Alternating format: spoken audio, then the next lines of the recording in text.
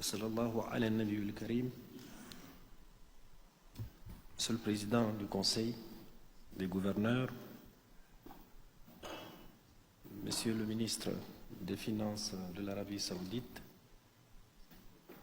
gouverneur, Monsieur le Président de l'institution Dr Jasser, chers gouverneurs et vice-gouverneurs, c'est un plaisir de prendre la parole au nom du Niger pour d'abord dire toute l'appréciation que nous avons de la qualité de l'accueil, des échanges, mais surtout aussi de toute la documentation qui a été mise à notre disposition, une documentation de très bonne facture. Je ne vais pas m'attarder sur les observations que nous avons eu à formuler par écrit. Nous allons remettre ça au service. Tout ce qui a été dit ici rejoint parfaitement la vision, surtout l'ambition que nous voudrions imprimer à notre institution, qu'elle soit la plus grande au monde. Ce plan stratégique décennal coïncide avec le cinquantenaire l'année dernière. Et la symbolique, c'est que c'est dans cette ville sainte où se trouve le meilleur des hommes, le prophète alayhi salatu wassalam. Et 50 ans plus une dizaine d'années, ça nous ramène à peu près à l'âge prophétique. Nous pensons que c'est un périmètre de temps où cette institution devrait être à mesure d'être la première au monde. Et je le dis parce que nous en avons les moyens.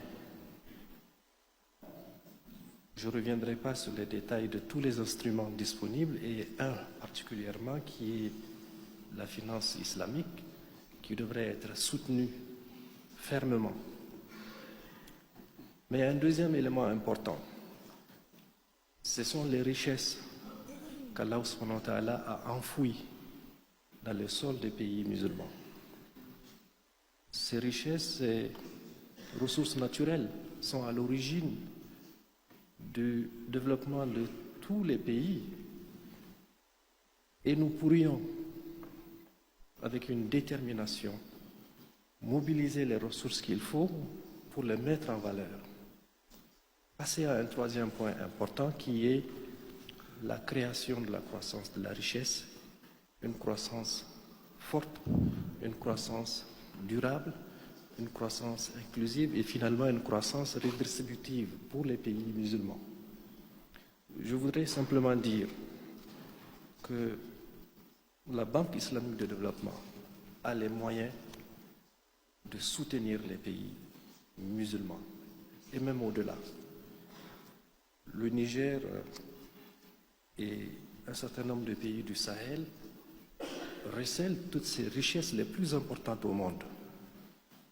On parle de l'uranium, on parle du lithium, on parle du cobalt, on parle de l'or, du diamant. Ce sont ces richesses qui ont fait le développement de tous les pays aujourd'hui qu'on considère comme étant les plus avancés.